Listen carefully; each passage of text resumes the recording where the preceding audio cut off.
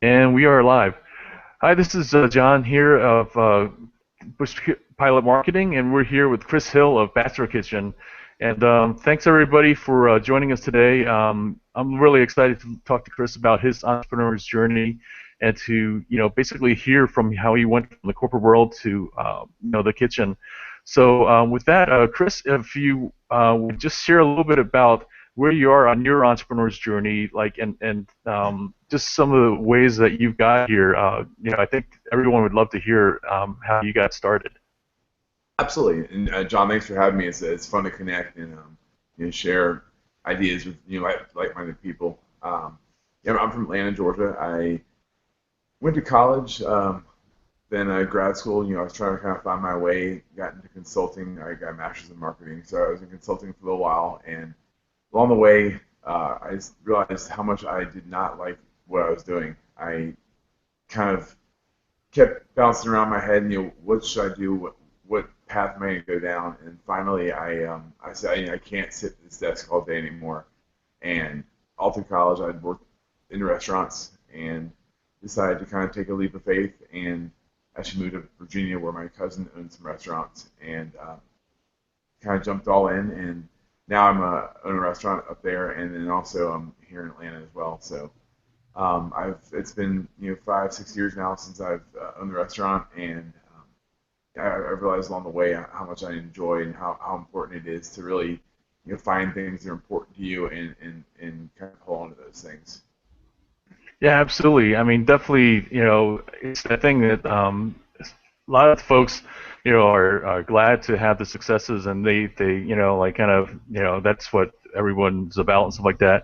But I think if you don't enjoy the process, it's really, that's what really carries you through some of those dark moments and stuff like that. And as you and I talked about just before, this chat and stuff, that those moments of struggle is really what's part of the creative process, and that's often like kind of what really leads to your great successes. So if you would what were some of those moments that like you really kind of question what you're doing? Like recently, I was just watching Chef's Table, and I was listening to folks like Francis Malman, or they talk about how like he's a French trained chef, and what happened was that somebody just like it was like the owner of Cartier came to his restaurant and actually bought it and stuff like that, and then told him, oh, this isn't French cooking, and then he's a French trained chef and stuff. So like what was some moments like that that you really kind of questioned what you were doing and like kind of thought about like maybe turning back and stuff?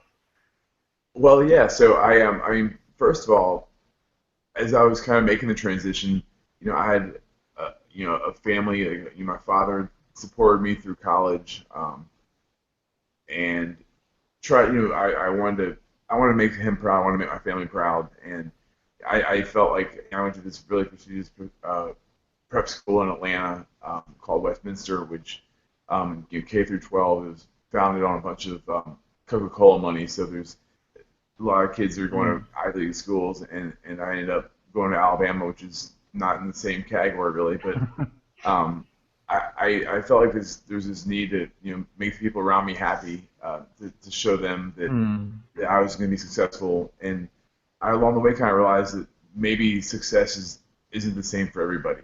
We all look for that white picket fence house in the suburbs and start the family and kids and all that kind of stuff. Well, Right. maybe there's another way to kind of draw that model up. And for me, I started on that journey, and it was first kind of having that conversation in my head, and then with the people around me saying, "Hey, I really feel like I need to try this and go for it." So um, I did that, and then even though having worked in restaurants early on, we started the restaurant, and I was like, who's this guy? I didn't go to culinary school. I'd worked under some chefs before, but I wasn't classically trained. So Mm. there was that kind of voice of resistance that Stephen Pressfield talks about a lot. What is this that I have to offer that people might actually be able to appreciate? And it was kind of getting over Mm. that hurdle as well, and saying, hey, you know what, you're good enough to do this stuff. And along the way, yeah, it's been 5 6 years now, and for the first couple of years, I probably three, I didn't see a dime off of working in the restaurant, Wow. really, 50, 60 hours a week. And hopefully I was making some money in other ways, but um, it was obviously a challenge. You're like you're a slave labor. So that was part of it too. Is all right, how long am I going to keep going trying to do this to make it successful? And Right. finally, kind of gotten over that hurdle and being able to kind of develop a brand with some writing and some TV stuff and that kind of thing. So it's Right. definitely been a journey, and like you said, kind of enjoying the process along the way and realizing the hurdles are going to always be there, and knowing they're going to pop up and figuring out ways to to see them, and then all right, I've experienced this before. How can I get over it? And then once I do, learn from it moving forward. Yeah, definitely. And then I guess along the way, have there been people that have really kind of influenced you and kind of, like it's that thing of that, on the hero's journey, often there's these folks who are become your allies, or sometimes you can have an Obi-Wan that comes into your realm and like kind of, helps you to see, what your calling is and stuff. Was there somebody who was influential like that for you? Um, not initially. I'm good friends with Art Smith, who's a celebrity chef who used to be Oprah's chef. He's on Top Chef Masters and Hmm. I think he was recently actually on Chopped last week for Chopped All Stars. But he was a guy that reminded me that and showed me that hey, you have the chops, you can do this. But Hmm. then also, yeah, I'm a big believer in having mentors, but not a one-on-one, just me and you or me and whoever else, but Hmm. finding people out there that you can connect with. Now we have YouTube and Google Hangouts, and we have all these different ways to connect with people, whether it's we're on a personal level or maybe we're listen to a podcast. There's so many ways. So there's people like Tim Ferriss and Lewis Howes and a bunch of Gary Vaynerchuk's been really influential. I had a chance to work with him a couple months ago. But so a lot of these guys who focus on different things, being able to pull from them and in ways that I can apply to my life. Yeah, definitely. I mean, it's really true what you just said that like it just really you never know sometimes. Yeah, I mean, even we met just from I was reading your posting on Medium and stuff, and I'll definitely post a link, of course, here. And it's that thing that you never know through how or what ways that you connect nowadays, and then it can Mm-hmm. may lead to like a hangout like this. It could lead to next thing you know an actual meeting and stuff like that. And it's that thing of the people that are kind of really not only grasping but embracing this technology. It's just kind of for me, it's been a huge thing. Just so I definitely understand where you're coming from with that. What would you say that like are some of the things that so far you feel that have really given you kind of the greatest joy or like kind of really resonated with you? What I got from your reading your Medium posting was that the process itself of being in the kitchen and working with you really seem to really appreciate the people you work with, and I think that's something that like maybe other chefs might feel that as well, and it seemed like from the other readers that was the case, but you really captured it well in the way you wrote about it. Is there things like that that really resonate with you? Absolutely. Well, I appreciate you saying that. I mean, I can get goosebumps, thinking about it.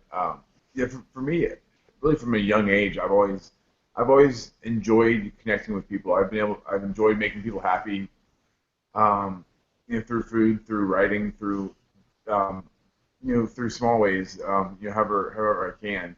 And obviously, working with people, seeing the people around me that work for me, that I've worked for in past, seeing them enjoying the work they're doing, and especially the ones that work for me now, or I have like um, my former sous chef actually just became executive chef of a restaurant here in town, and it's been fun to see him kind of turn that corner and get to a point where he's doing good work and he appreciates kind of the things I was able to hand off to him. But then at the same time, it's I've been writing now for a while now. I was a creative writing English major in college, so I enjoy writing. I think anyone that does any sort of writing does it for themselves, but at the same time, if they put it out there, they would love for somebody to come across it and read it. And I was fortunate enough to write a letter called Dear Chefs to chefs, but it was really just about the restaurant industry and kind of how things work. And it's gotten like around 500,000 hits now on Medium. And to see that, the first couple of weeks it got like maybe 200 views, and I was like, man, like I knew this was good. Like, why can't it get any traction? And then I guess the right person shared it, which I still have no clue how Mm, that happened. But I woke up the next morning and 200 views went to 3,000, and then it was getting 100,000 hits. The first couple like prime days it was going, and over the next couple days, weeks, months, I've gotten probably maybe 500 emails from people from the States, but from Europe, Africa, Australia, like all over the place, and mm. people saying, thank you for writing this. Like, you've changed my life, and it's been a blessing for me to hear the response, to know that you can make a difference in someone's life. Like you said, like you were having a little hangout, like you can have an influence on somebody's life from wherever in the world these days. Mm. And you don't even have to meet them or have any sort of actual contact with them. But for me to have an impact on people's life from across the world has been really special, and it still gets a couple thousand hits a day, and I'll get 2 or 3 emails a week saying, "Hey, thanks so much." So it's Nice. cool to see in different ways you can connect with people and you have an effect on people's lives. Awesome. Yeah, I definitely want to talk about your TEDx talk in a minute, but before I do that, like one of the things that I realized is that the idea that, and chefs in particular, I think, like sure, there's things like musicians that are more recognized as artists and stuff like that.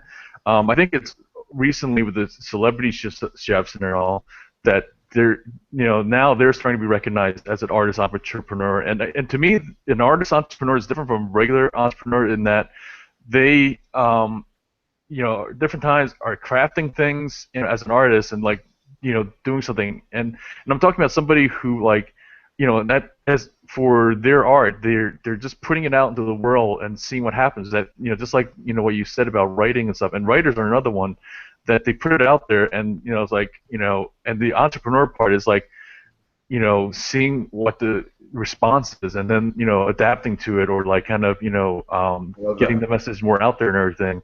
So yeah, I mean, it's definitely for you as a chef and stuff. That's really that balance of like, to take the risk to kind of like, put it out there is part of, your process and stuff. And then the other part is like different times seeing, like, does anybody actually, like respond to it? Do they like it? And how do Right. they like it and stuff?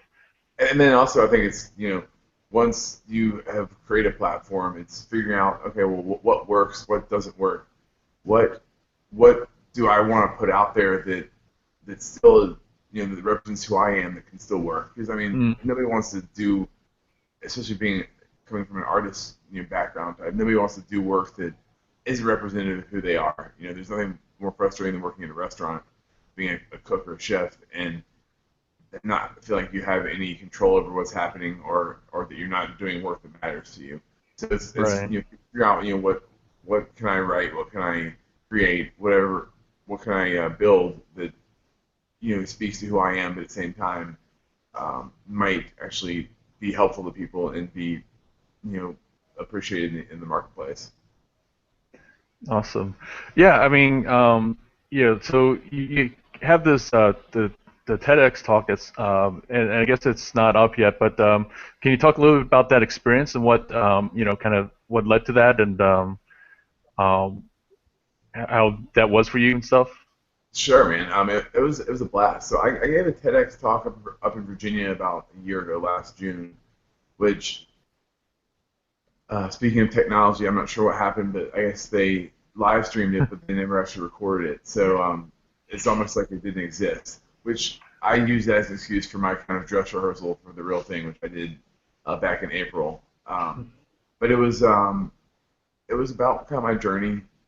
I went to school in Tuscaloosa, Alabama, which is where it was TEDx Tuscaloosa, Mm, and it was about my journey and really kind of how I've found fulfillment along the way. And really, I think more importantly is how enjoying the process of getting to where we want to go to be able to enjoy the climb is really more important than actually getting to the top to making the success. Because if you get to the top and realize, well, here I am, but it doesn't leave the proper trail behind you.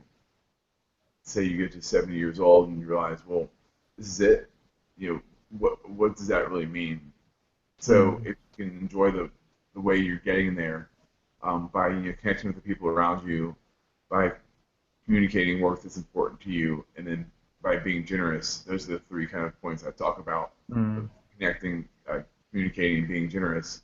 If you can do those three things um, along the way, you'll feel fulfilled, and in turn, it doesn't matter really where you are, but you'll be able to be appreciative of where you are and where you're trying to get to. Yeah, and I think that speaks to your original point about being true to yourself, and Yeah. basically, like that's the keys. This the things that really matter to you, because there's nothing worse than the idea of that you become good at something that doesn't really resonate you, that doesn't really, isn't what you believe in, isn't what you really, want to be good at and stuff. Yeah. So yeah, absolutely.